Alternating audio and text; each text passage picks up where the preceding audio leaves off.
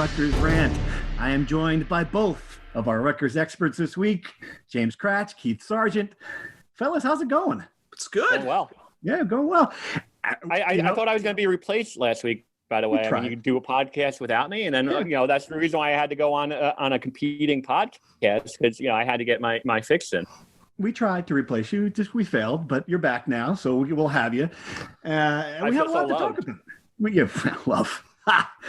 We have a lot to talk about because I feel like with the Big Ten right now that I this is like season 4 of Lost for me. Like I'm still watching it, but I have no idea what's going on, if that makes any sense. Like, and I'm not sure that anything's going on, which is the other part of it. It's just, it's become this bizarre story that we're talking about this.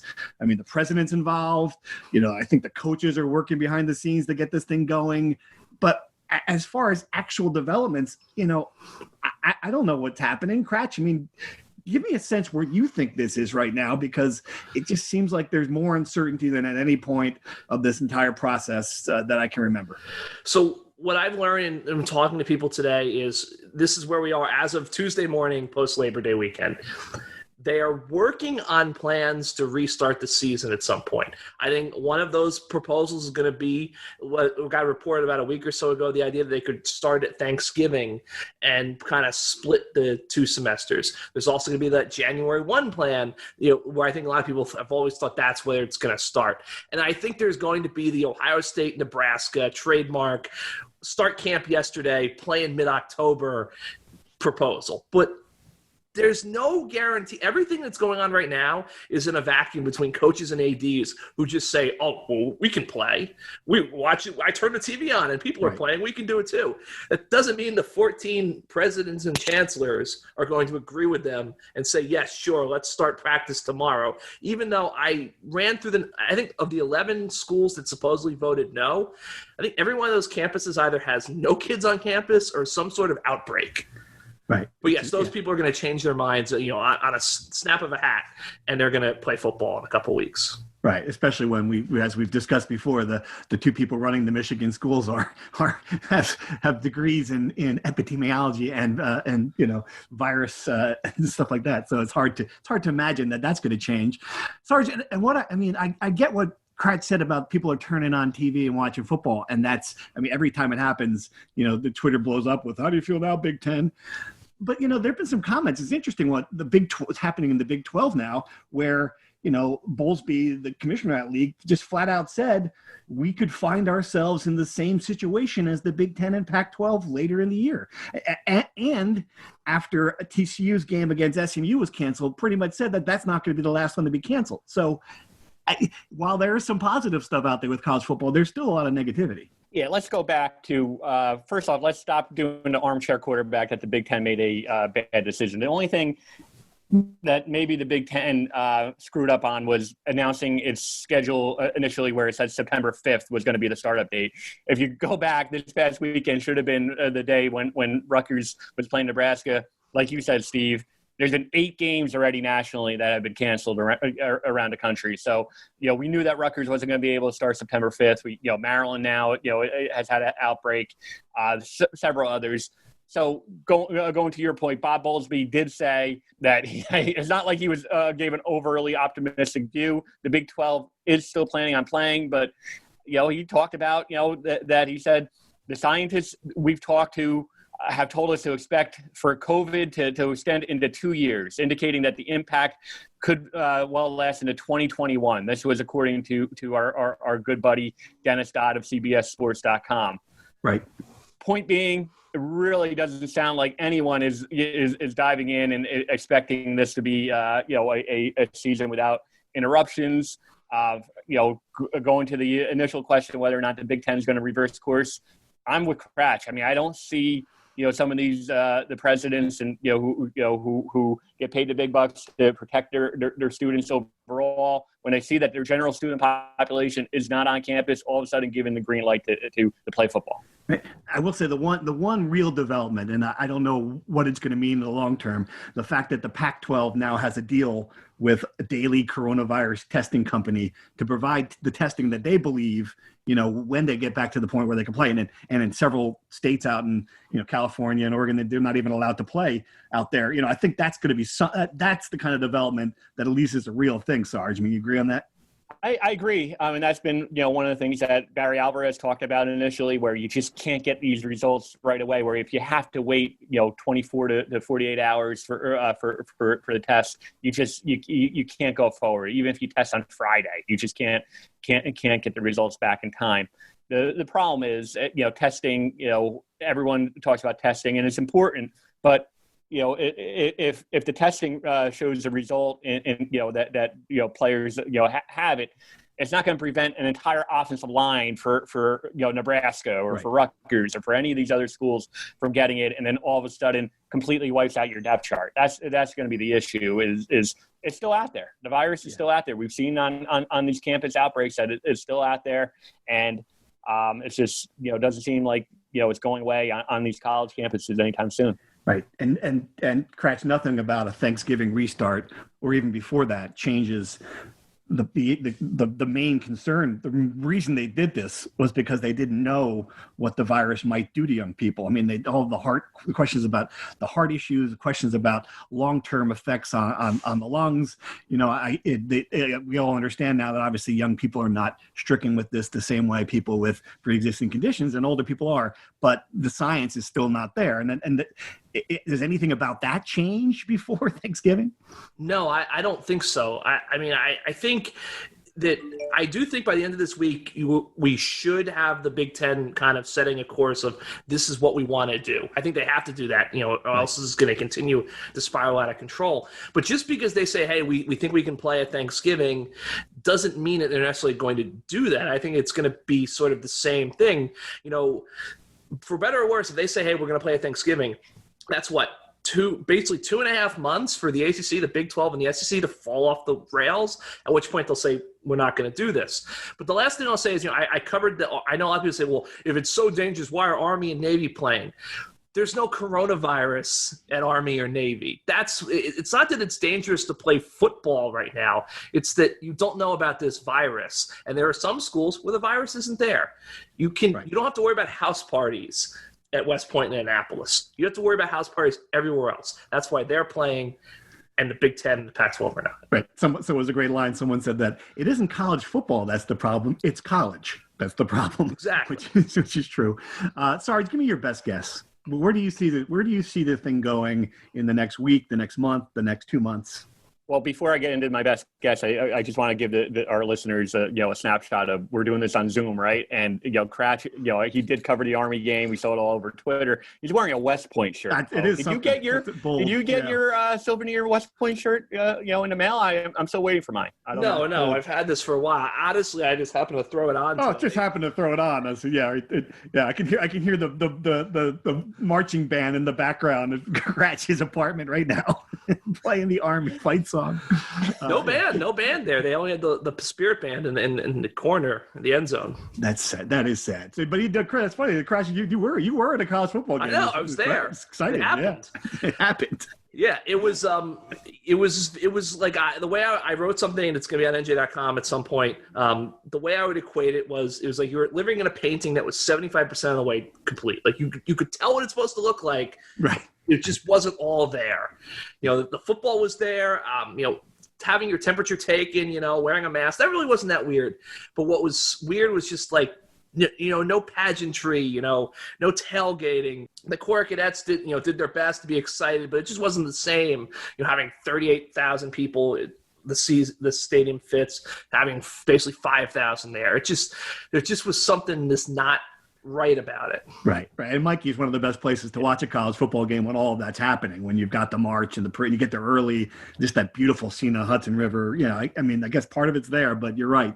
If it's without the pomp and circumstances, it's really not college football. No, it's not. It's not. It's better than the alternative, which is nothing, which is what the Big Ten has. But there's just something missing.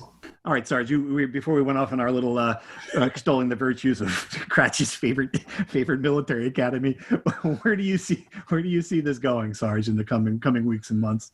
I think it's going to be post Thanksgiving, and I just don't see them trying to. I see obviously coaches want to play. There are segments of players who want to play, but by that same token, there's also segments of players who are opting out. Not just I mean you're seeing in the ACC and the Big 12.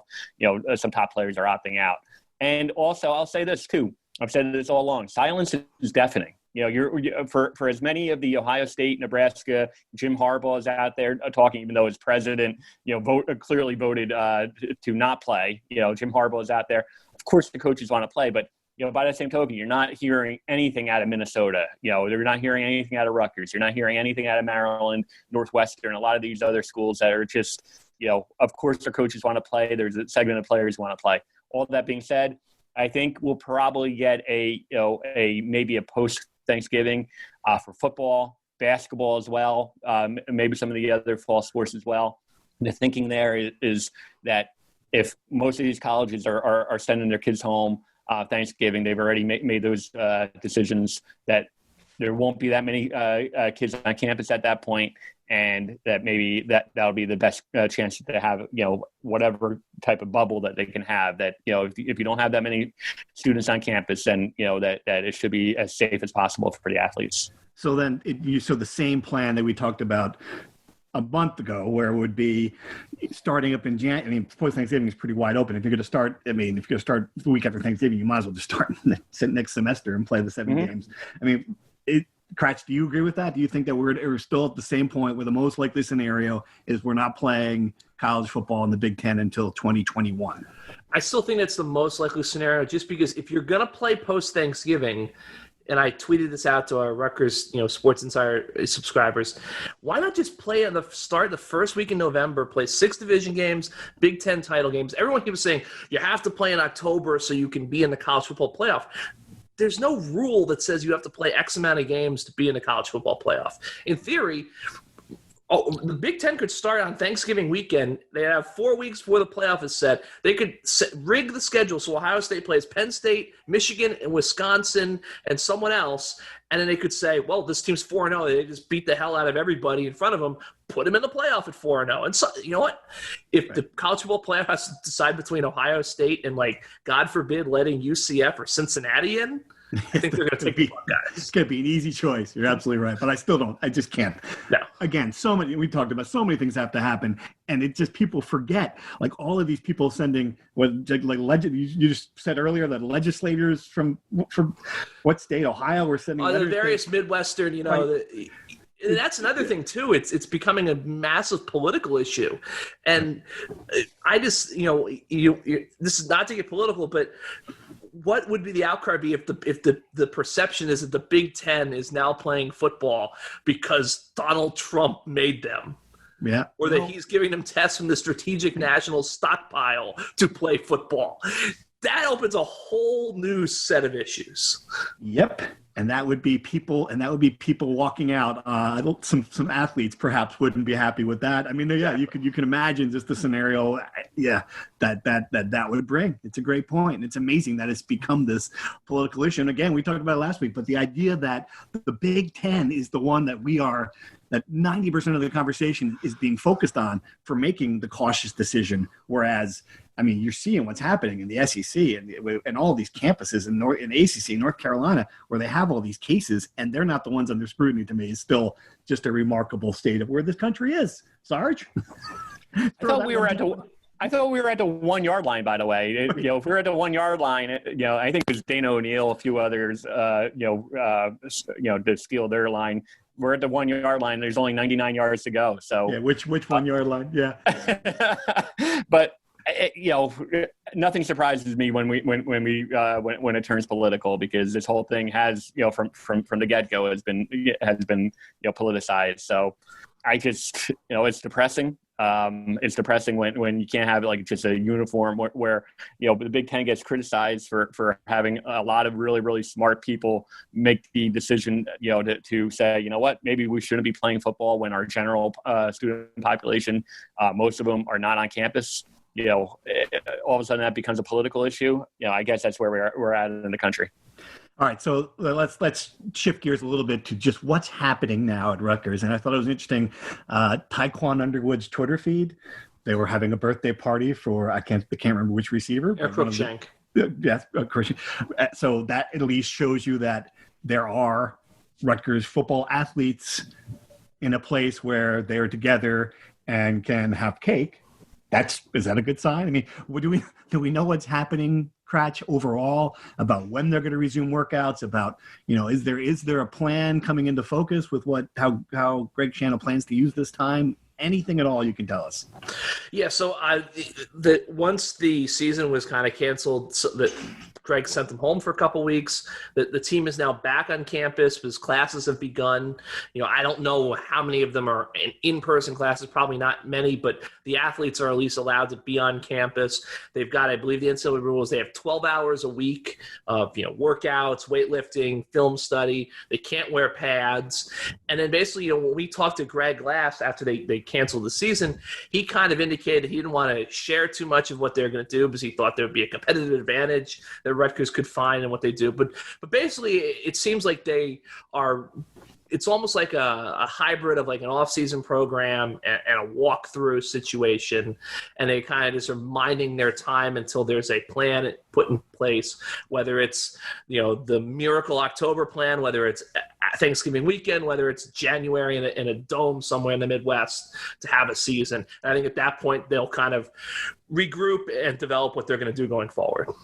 So we won't know for a while is what you're saying, exactly what. I don't think so. I mean, I think you might see some movement this week, but I think it remains to be seen of whether the movement's going to happen all at once or the movement's literally going to be whether we ratify this, does the miracles happen, they're playing football in October, or the president going to say, stop with the nonsense, guys. We'll get back to you when we get back to you. Sarge, do you have a sense of what is it like now at the RAC or at the Hale Center or around campus Rutgers facilities? I mean, have you gotten a mood from anybody? Just a feel for what people are thinking, how they feel about this. What's the best mattress for you? Well, if you're an egg or a kitten, check out the competition. But if you're a human person, put your body on a Nectar mattress. As well as award-winning layers of comfort, you can sleep easy knowing you got incredible value. Mattresses start at just $499, and you get hundreds of dollars in accessories thrown in, as well as a 365-night home trial and a forever warranty. Go to nectarsleep.com. Anything? Yeah, there's serious nervousness, and that stems from not having sports right now, not having the games that they you have to understand that it's all hands on deck come fall. Like everyone, even if you don't work for football, you're still involved in football. So marketing and ticket people and fundraisers, they're all focused on that Saturday game day. So without football, without, being able to fundraise, be able to market, be able to sell tickets, there's a lot of nervousness. There's no question. We've talked about the potential for furloughs. There's already been, it's just everyone's, and it's boredom too. I've talked to, some of the other, some other people inside and they're just looking for stuff to do. And you can imagine we're scrounging. I mean, as sports writers, we're looking for stuff to cover. Huh? So, and they're in the same boat. Whether you're a ticket person or marketing or fundraiser or any of them, they're just kind of like everyone else. They're looking at the news that's coming out, and a lot of them are pretty depressed about it. Depressing indeed. All right, let's take some questions from our friends at Rutgers Insider. Again, NJ.com/text. We thank you guys for sticking with us, and it's been a great to build relationships with you folks on our Rutgers Insider platform. Okay, this is the first question. It's more of a comment, but it just really struck the right chord for me. Can you talk about how crazy it is that rather than press our government to solve the problem of COVID-19, like literally everywhere else in the world, we have instead bent ourselves backward trying to figure out ways to live with this like it is some new reality. If people want football back on the field, we could just do what epidemiologists have been saying for literally half a year now. Yeah, that kind of sums it up. I don't have anything else to add to that. Cratch? I guess on one hand, it's just, yeah, I really can't sum it up any better than that. It's just, it is what it is. You know, like, what it is. That's the bottom line, is that for all this talk about, these political, it's the coronavirus. Like, I don't think the Big Ten presidents got in a room and said, like, let's just lose billions of dollars and have to furlough and lay everyone off because, we're snowflakes. Like, that's not how it works. It's just, it's amazing to me how this is all spun so out of control on the Big Ten. And the biggest thing, I've said this before, is that this is a conference that has always valued and thumped its chest about its academic might and its research prowess. And now it's like doctor shopping. It's like, well, our doctor said this, but the SEC's doctors. Right. Like, when was the last time a Big Ten school was like, well, let's go see what West Virginia thinks about this very important health matter before we move on? It is amazing, and it's not, again, it's not just Big Ten football. My kids are going to be trying to do school from my dining room table again. It's just a frustrating case in the entire thing in the country right now. It's just aggravating beyond belief. All right, another question. I want you guys to interview / talk about Sir Yacht. I thought that was good. And it just speaks to the ridiculousness of what's going on. Like, people are getting their information from what appears to be an anonymous fan account. And believing the stuff that they're reading. There's just so much misinformation and nonsense out there that, who is Sir Yacht? Anybody know? Sarge? It's just no. It's kind of where we're at in society. That the person. I shouldn't say if it's a guy or a woman. The person has a lot of followers. So it's not verified. He's not a member of the media, but somehow, some way, it could be a booster at a school. Somehow, some way. And I don't know. Speaking, I can speak for myself, but I take it all serious. Who knows if that person has, some sort of source in the Ohio State athletics department or the Michigan athletics department, maybe the person, is plugged in enough to know what's going on. All that being said, I think Cratch kind of debunked it. I think a lot of other credible media members kind of debunked, the possibility of a Friday announcement. Friday came and went, and I don't think there was any announcement, that I could have missed it. I don't know. I don't think there was an announcement that the Big Ten's back. I was hoping you were going to say that. I've known Sir Yacht for years. He's one of my sources. I just call him Yacht. I don't need to call him Sir Yacht. To me. So I guess I just pulled up. Sir Yacht is a sports content creator and co-host of the Yacht Club pod. I see. So it seems like, look, I don't know Sir Yacht's actual, Christian name, but it seems like he's a guy a young guy who works in some sort of content creation in Ohio. But I think Sarge is right. Like, you never know with these things. And like my two biggest takeaways is that I think we talked about this during the Shiana coaching search. You have to kind of differentiate between you're getting information in between what people are telling you that's happening and what people are telling you that they want to see happen. Right. So I think that's the big issue here. For the record, if I get bumped on next week's pod, guys, I'm going to go on his pod going forward. Wow, you're going to go on the Yacht pod. Yeah. So if I'm invited, I don't know if I'll even be invited after kind of, dismissing them. Yeah. I would say Sarge is 100% correct. It's entirely possible that Sir Yacht is talking to someone who is real and would actually know something about the Big Ten. But I think the thing you have to kind of caution yourselves with here is that the ADs and the coaches can come up with all the plans they want and talk all they want.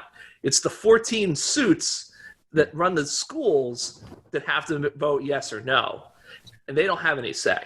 Well, just from a Rutgers level, we've gone on message boards and seen people, and all message board handles are all anonymous, right? We've seen, stuff come out of message boards, not now, but in general times that all of a sudden, news breaks that way, so Twitter is no different. So an anonymous Twitter handle could conceivably, break news like that. I mean, it's not out of the realm. It's just, speaking for this one, it just doesn't seem like there was any credibility whatsoever. I've been told I get all my comments from the message boards. So all my columns from the message boards. That's true. We all do. Yeah, we all do. All right.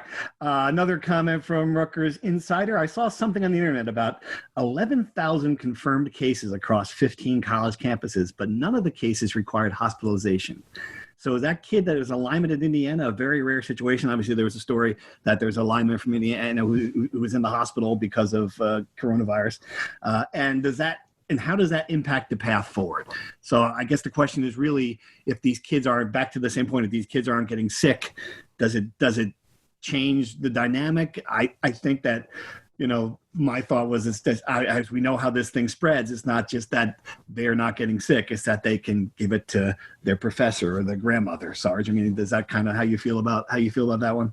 Well, I mean, that's what we've been saying all along, right? And just talking about the Rutgers outbreak, we've done enough reporting now that we can say that, it was, one of the worst strains, so to speak, that they could have. There's a reason why so many players got it. Our understanding, I think if there was a player in the hospital, we would have known it. That being said, there were players who had, serious flu-like symptoms, right? Mm-hmm. So the one thing that we keep on going back is the long-term effects, right? I mean, the long-term effects on the heart, on the lungs, on the brain, on all of it. No one really knows. It's still a novel virus. And to your point, just the whole reason why we wear masks is to be unselfish and to protect others when it comes to this. Because like you said, if I get it, I'm probably going to survive it. People under the age of 50, under the age of 60, probably. We've seen enough data that know that people aren't dying. But that being said, there's a greater sense of trying to protect people in society overall. All right, another question that I'm not sure this is true, but we'll find out now if you guys know it's true. What do you think of Shano kicking all of the other sports teams out of the Hale Center? Every sports team except football is now working out at the APC. Do you guys hear that one? Is that in fact the case now? Because I know soccer was in there. Like some other teams had small offices in the building. Has that changed? So let's just go back to a couple months ago. He didn't want anything to do with the Hale Center as far as long term. So, right. But I do know that in general terms, the two soccer programs, the two lacrosse programs, and the women's tennis program all share space in there. So when it comes to the weight room, when it comes to just being on the bottom floor, you do have a lot more athletes. It wouldn't be out of the realm of possibility to actually move some of spread their athletes around, especially if the general student population isn't on campus. It would kind of make sense to kind of spread the athletes around as much as possible. But they don't have offices in the APC, do they? I mean, and the other building is not done yet, correct? The Rod building is supposed to be done in early 2021 January or so. Okay. But that's that'll be for lacrosse and the soccer programs. Right. Interesting. All right. And the second part of that question is, do you think that Rutgers having 30 players and coaches test positive for coronavirus was one of the reasons that the Big Ten decided to postpone football? I don't think there's any question that, it certainly had to impact one vote, President Jonathan Holloway. Cratch, what do you think? What happened in Piscataway one of the reasons why they gone this? I think it was one of the reasons. I don't think it was I don't think it was Rutgers had this outbreak, we must shut it down. But I think it was a whole combination of issues. I think that the Northwestern situation actually impacted them greatly. I mean, Northwestern had to shut their entire program down for a couple of days for one false positive, it turned out. And I think that kind of spoke to the idea of this is going to be really difficult to do. And I think we've seen that so far with Austin Peay having some poor kid who's not a long snapper have to long snap on national TV because the 1, 2, and 3 long snappers on the depth chart aren't available. Texas State playing a football game with no tight ends. They've got backup linemen playing tight end.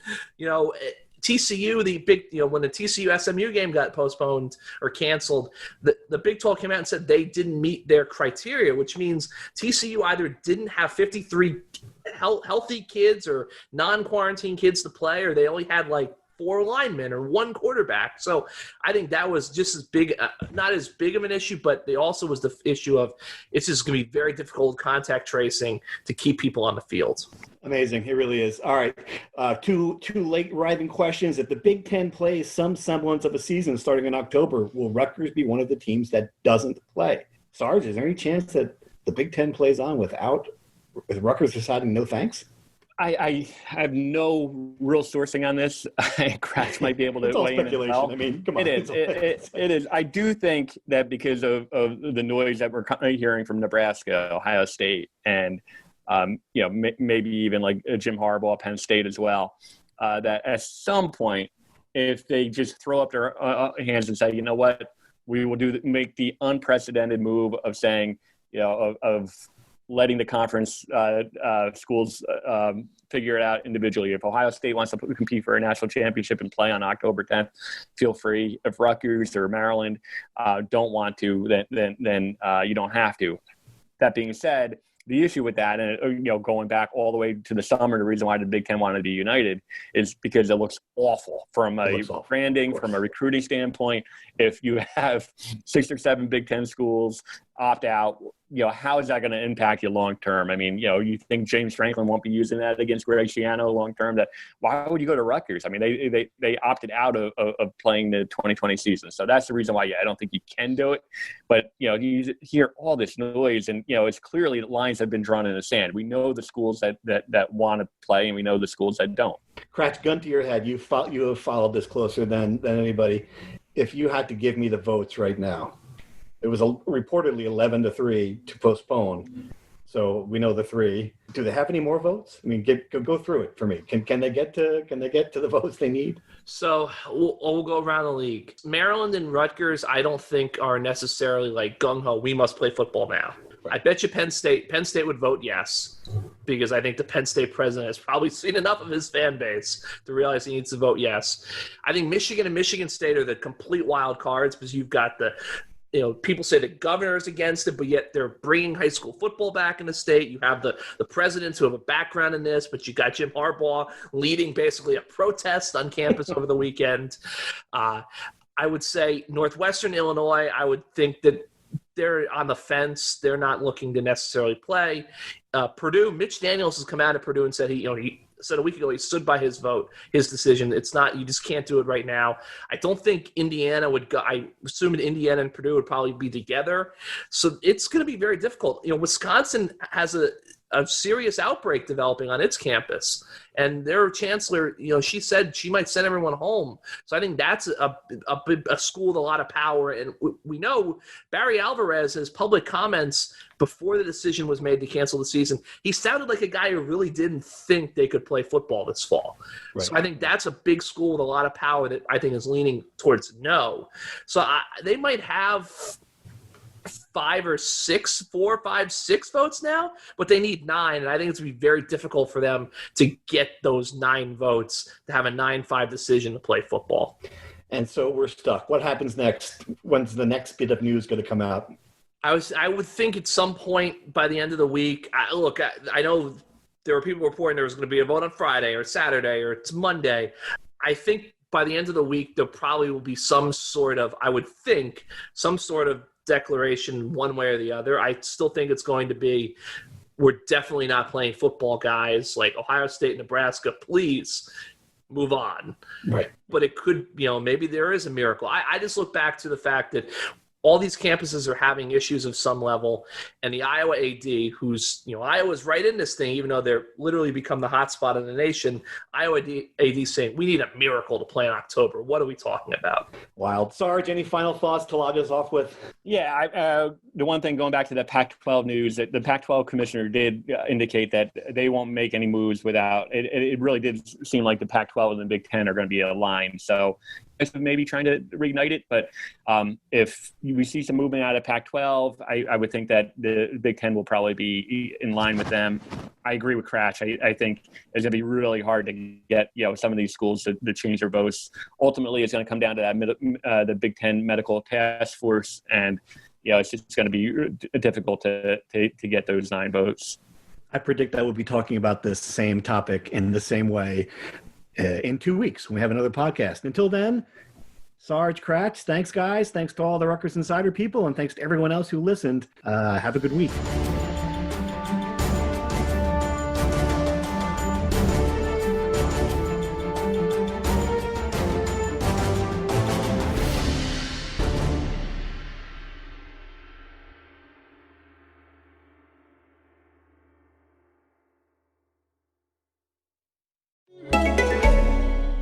Hi, this is Brooke Devard from Naked Beauty. Are you tired of feeling housebound? I sure am. Break free with the new Unbound cordless auto curler from Conair. It's a high-performance auto curler that's rechargeable and gives you up to 60 minutes of cord-free runtime. Just think of all of the incredible hair looks you can create in 60 minutes unbound away from your wall. Don't get tied down by cords. Love your look, live unbound. Check it out at Conair.com and search Unbound.